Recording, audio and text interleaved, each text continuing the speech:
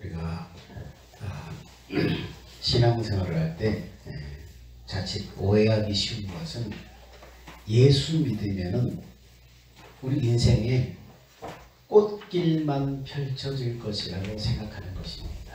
그것은 잘못된 오해입니다. 내가 예수 믿는다고 해서 평탄한 길만을 가는 것이 아니라는 것을 알아야 됩니다. 사도 바울을 보면은 누구보다도 예수님에 대해서 열심히 있었어요. 교회를 많이 세웠어요. 많은 성경을 기록했어요. 근데 그의 삶은 어떻습니까? 누구보다도 많은 고통과 고난을 당했고 심지어 감옥에까지 가기도 했어요. 사도 바울 같은 사람도 그랬다는 거예요. 여러분, 신앙생활은 성공하는 생활이 아니라 승리하는 생활입니다. 따라서 해봅시다. 신앙생활은 성공하는 생활이 아니라 승리하는 생활이다.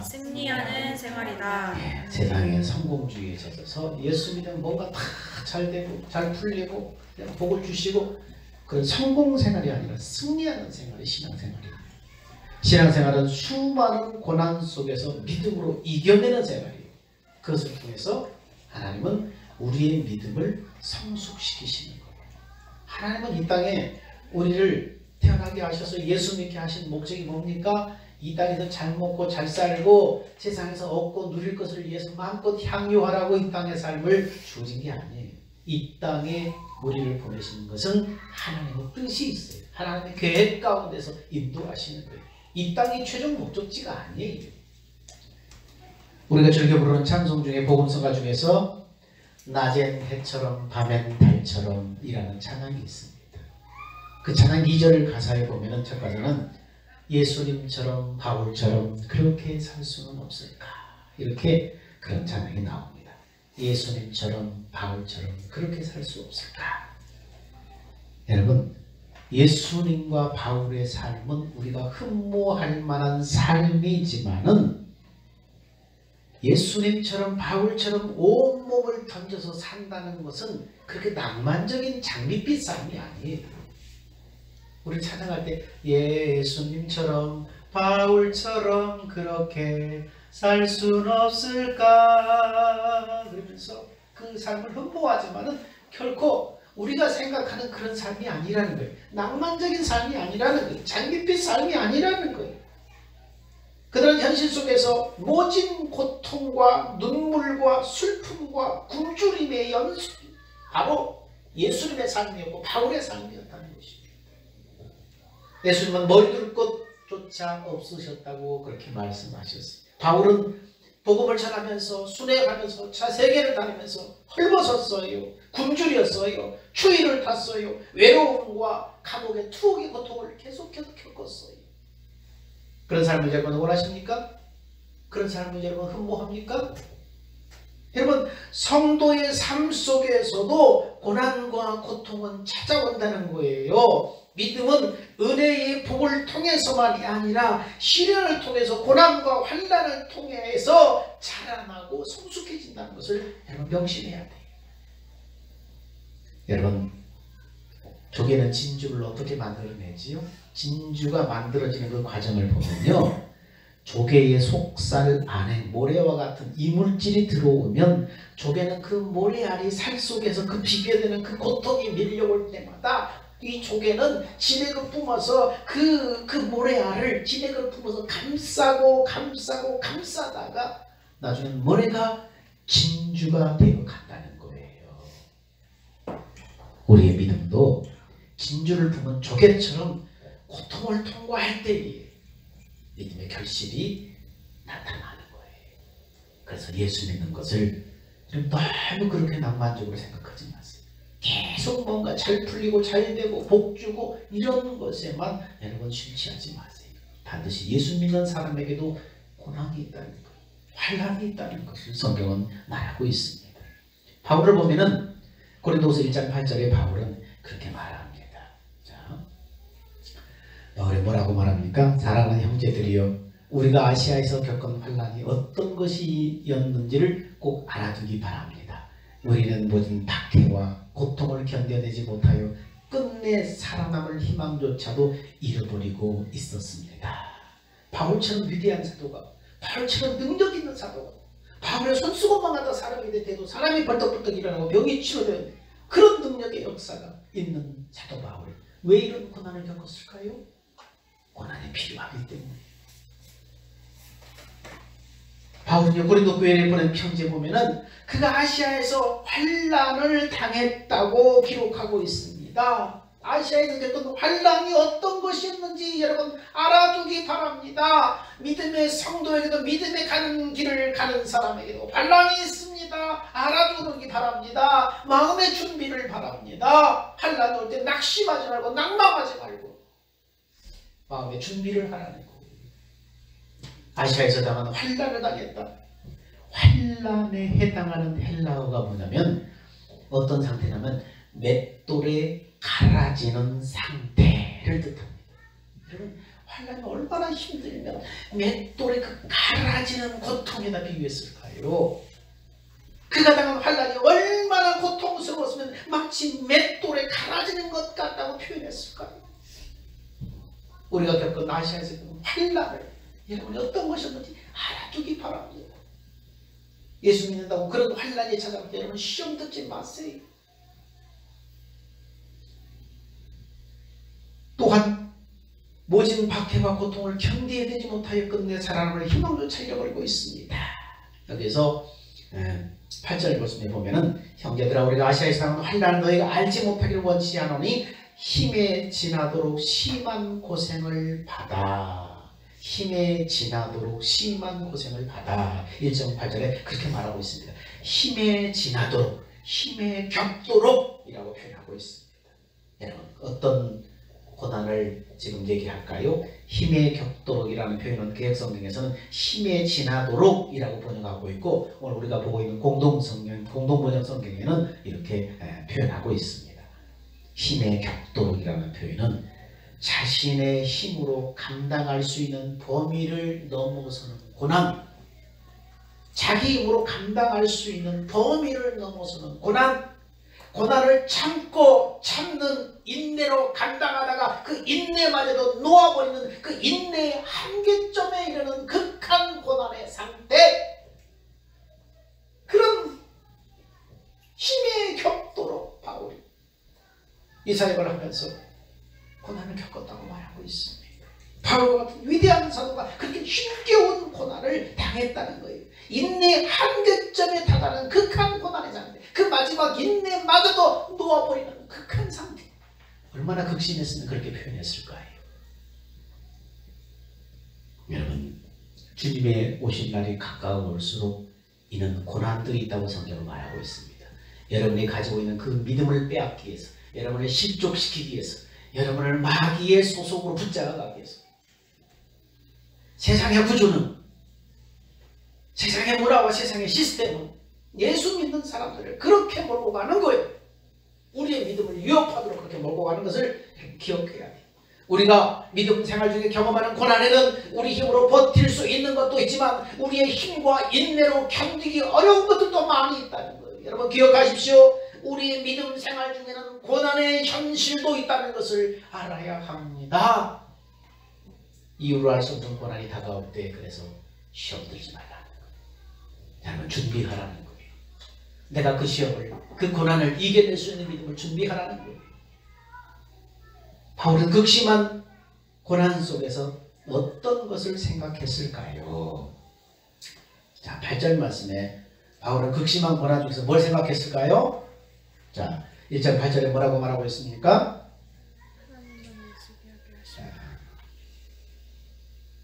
자, 봅시다. 10절까지 나왔어요. 9절, 8절. 형제들아 우리가 아시아에서 당하는 환난은 너희가 모르기를 원하지 아니하노니 힘에 겪도록 심한 고난을 당하여 살 소망까지 끊어지고, 어디까지요? 살 소망이 끊어져 버린다는 거예요. 와, 얼마나 환난이 극했으면 살 소망까지 끊어지고, 우리는 우리 자신이 사형 선고를 받은 줄 알았으니. 여러분 바울이 그런 극심한 고난을 당할 때 살 소망이 끊어져 버렸다는 거예요. 그리고 마음의 사형 선고를 받은 줄 알았다는 거예요. 우리는 바울일 정도라면 고난 앞에 우리와는 다른 반응을 보였을 것이라고 생각합니다. 그러나 바울이나 위대한 엘리야 선지자도 태생적으로는 우리보다 월등하고 별난 사람들이 아니에요. 우리보다 월등한 사람들이 아니고 우리와 별반 다르지 않다는 거예요. 그래서 여러분 야고보서 5장 17절에 뭐라고 말하고 있습니까? 엘리야는 우리와 성정이 같은 사람이 돼, 이렇게 말하고 있잖아요. 우리와 똑같은 사람이라는 거예요. 바울은 로마서 7장 24절에 뭐라고 고민하고 있습니까? 오호라 나는 곤고한 사람이로다. 이 사망의 몸에서 누가 나를 건져내랴.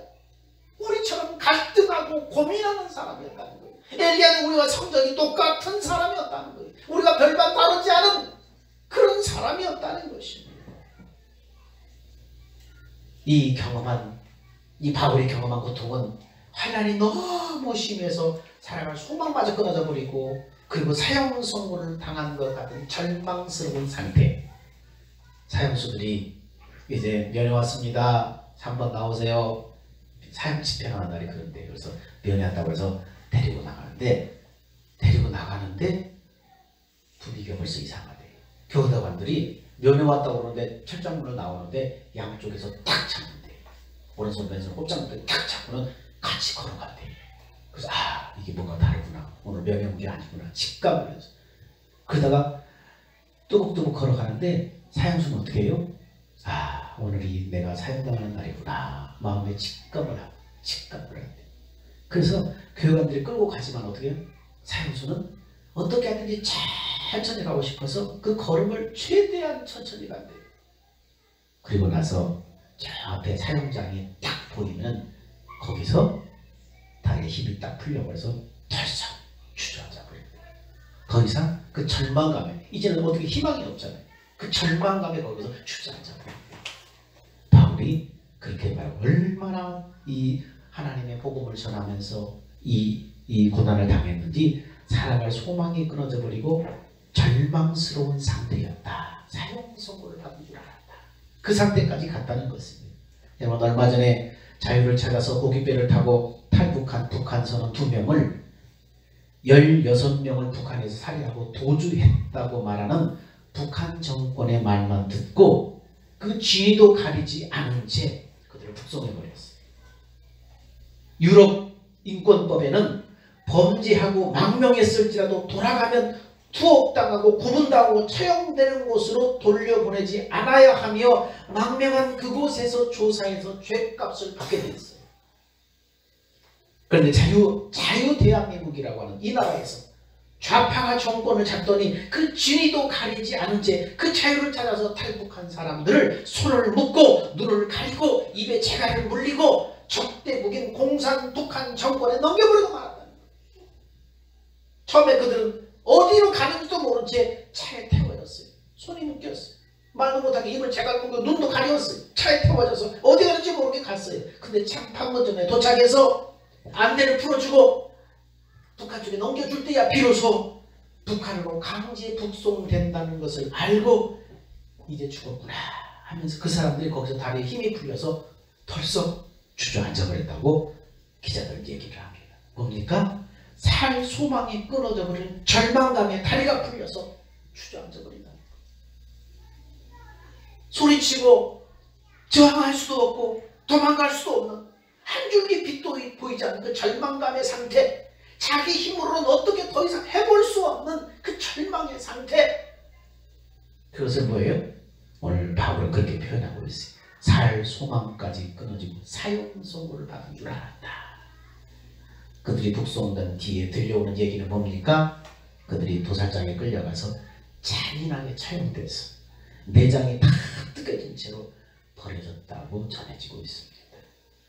여러분, 그들은 믿음이 없는 일반 사람들이지만 믿음의 사도인 바울이었는데도 불구하고 극심한 환난으로 살 소망까지 끊어져 버리고 마치 사형 선고를 받은 것 같은 절망감에 빠졌다고 기록하고 있습니다. 그러면 바울은 이런 극한 환난을 겪으면서 그럼 뭘 깨달았는가? 뭘 깨달았는가? 고린도후서 1장 9절 말씀해 보니까, 자,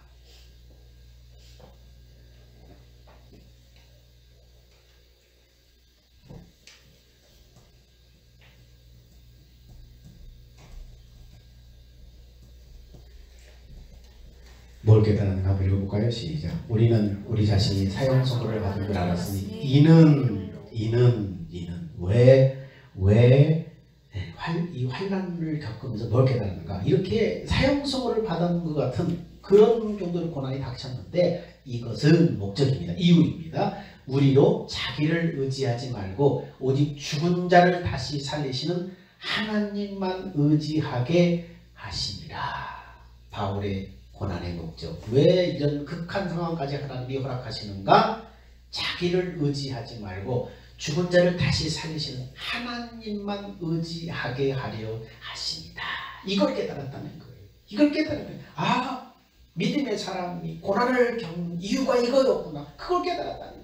그래서 1장 9절에 보니까 공동번역은 어떻게 그것을 얘기하고 있습니까? 다시 한번 읽어봅시다. 시작. 우리는 죽음을 각오하고 있었고 우리 자신이 아무것도 할 수 없는 무기력한 존재라는 것을 절감하였습니다. 그러나 그것이 오히려 잘된 일이었습니다. 우리는 그렇게 되자 우리를 구원하실 분도 죽은 사람을 살리실 분도 하나님임을 깨달아 모든 것을 하나님의 손에 맡길 수 있었기 때문입니다.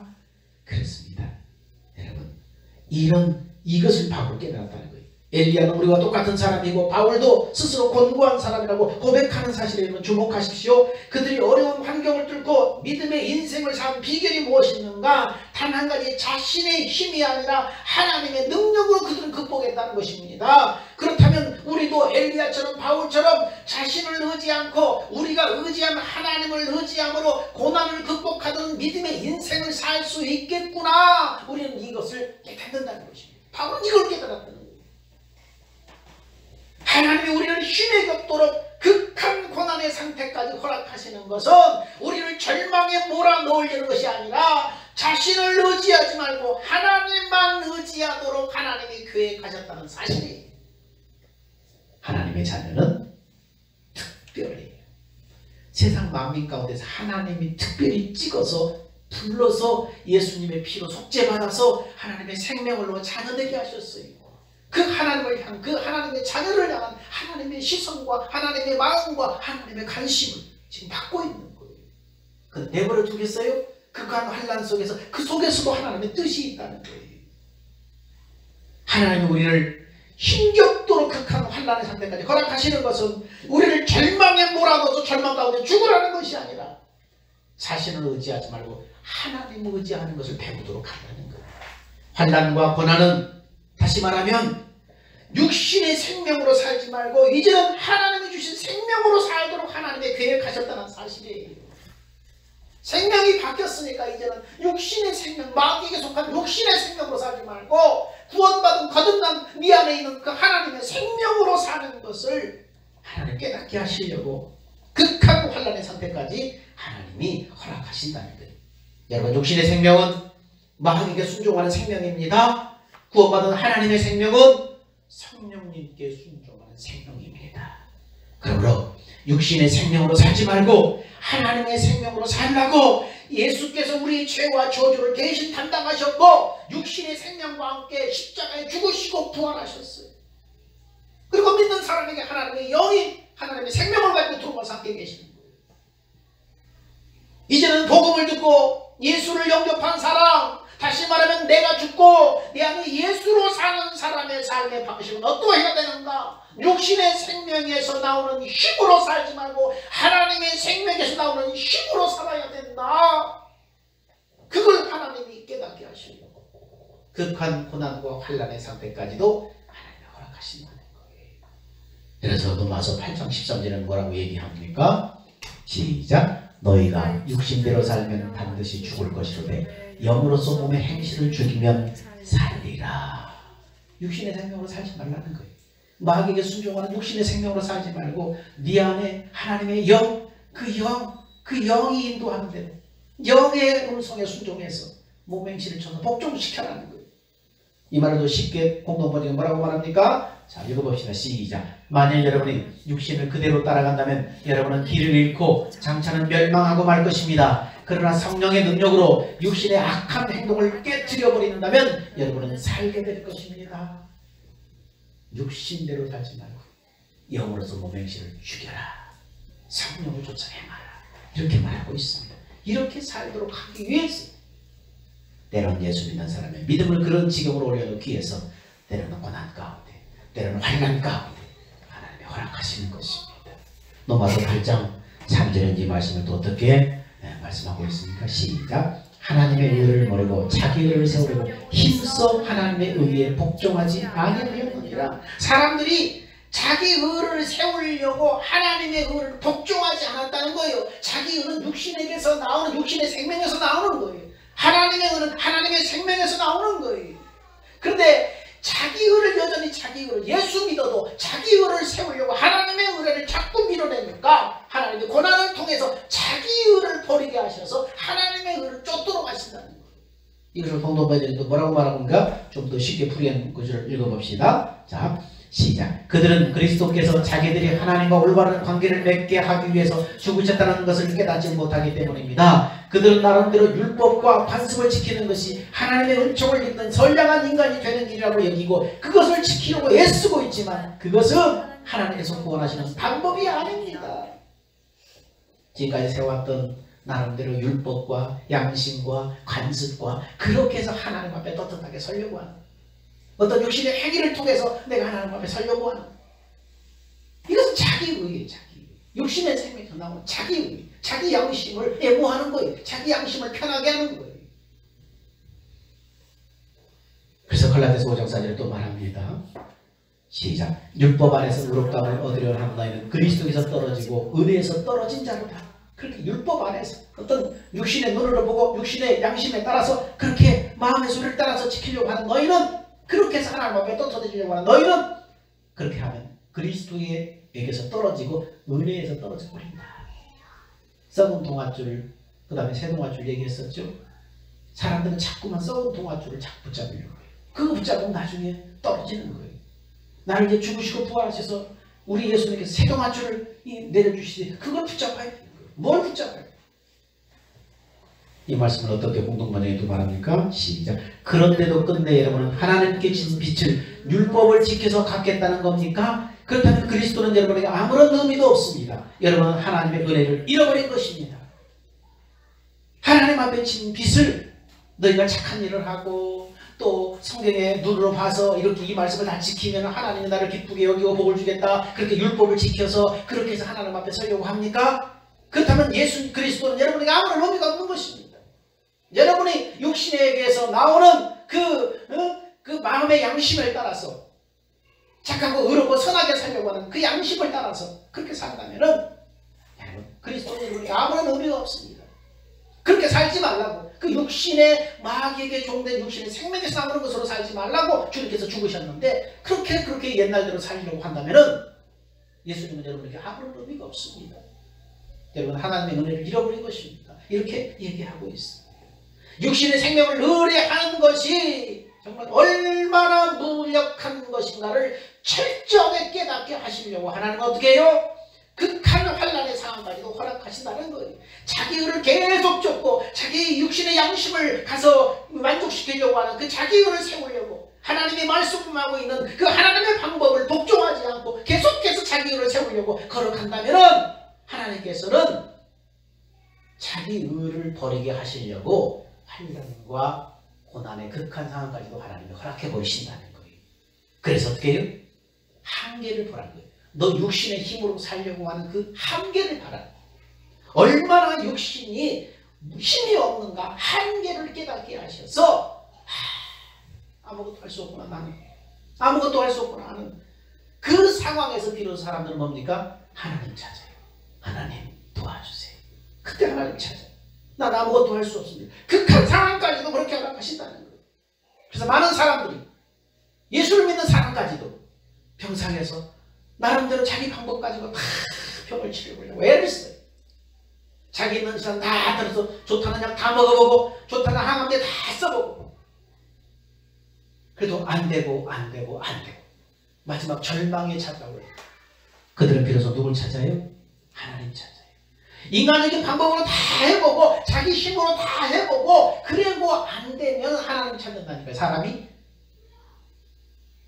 육신의 한계를 철저히 깨닫고 그리고 나서 하나님 붙잡아요. 하나님 찾아요. 목사님 육신에 열심히 목회를 했어요. 율법의 말씀, 기록된 말씀대로 성도를 살라고 가르치고 본인도 그렇게 살고 철저하게 그렇게 살았는데 암에 걸렸어요. 목사님이 암에 걸렸어요. 병상에 누워있어요.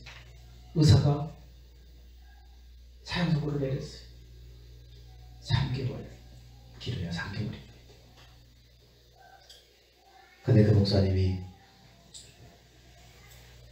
생명의 성령의 법을 강의하시는 이상한 목사님한테 전화를 했어요. 목사님, 저 평생 목회했는데 암 걸렸습니다. 의사가 3개월 산대입니다. 어떻게 해야 됩니까?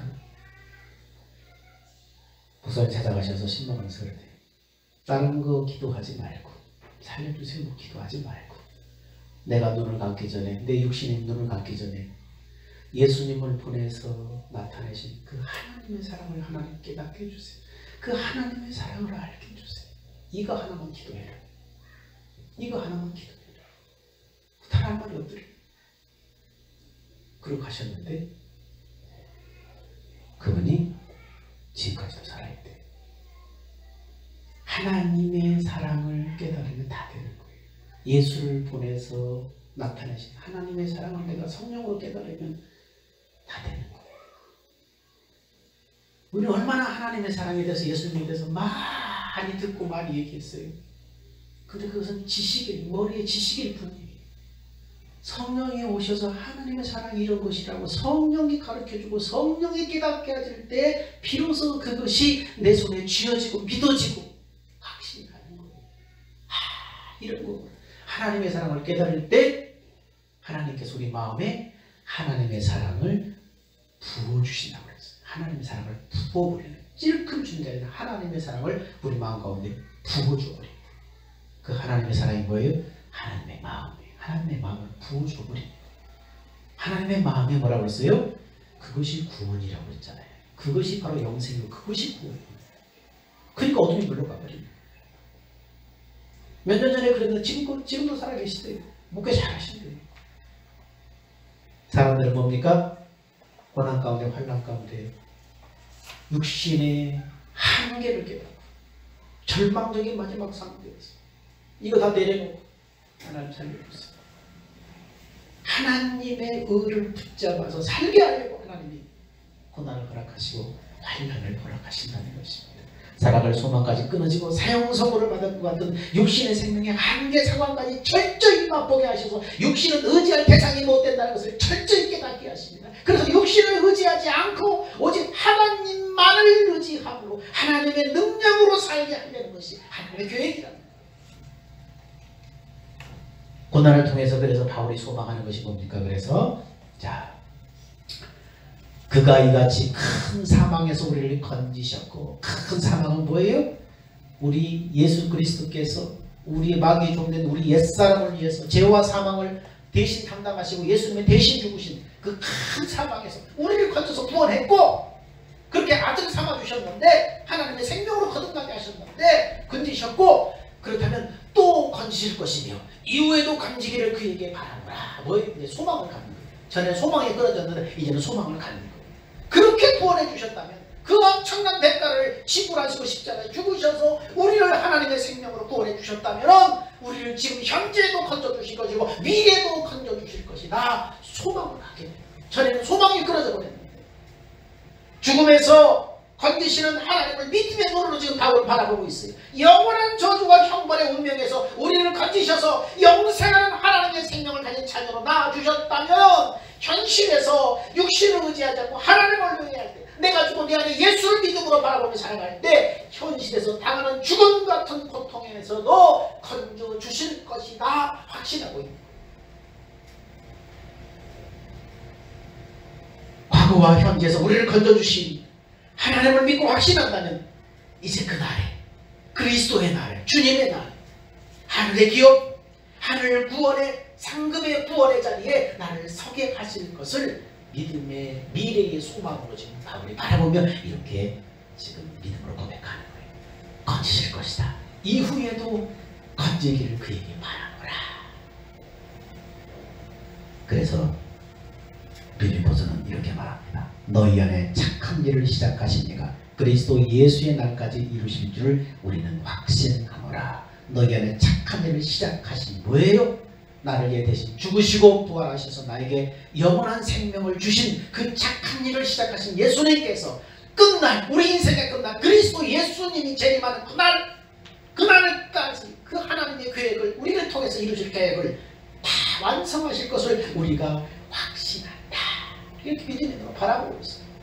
자, 같이 읽어볼까요? 시작. 여러분 속에서 선한 일을 시작하신 하나님께서는 계속 그 일을 은혜로이 성장시켜서 예수 그리스도께서 다시 오시는 날에 완성해 주실 것을 나는 확신하고 있습니다.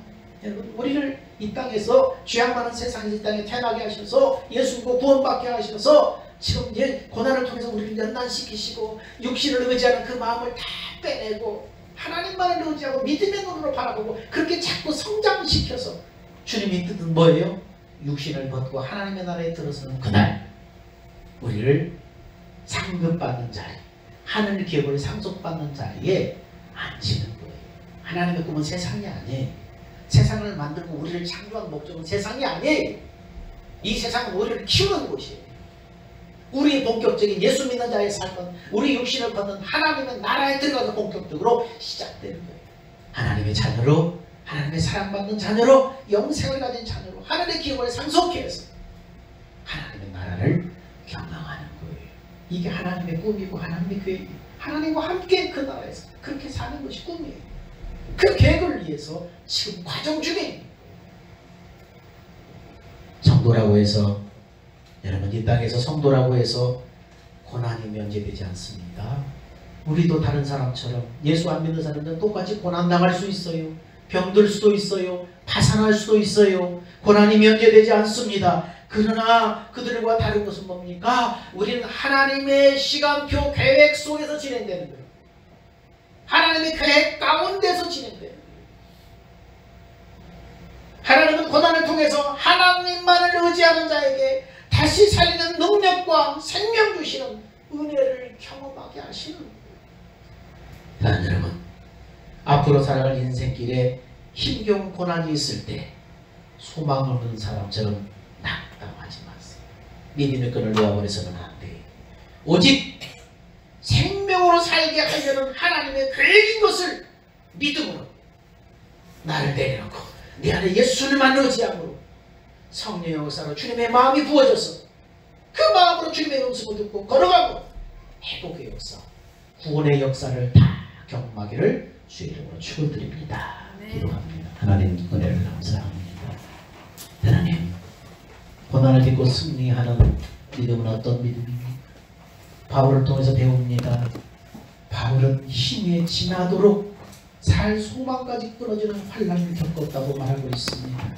그런데 어떻게 바울이 그런 고난을 딛고 승리할 수 있었습니까? 오직 자기를 노래하지 않고 다시 살리시는 하나님만 노래하게 한다는 것을 깨닫고 승리했습니다.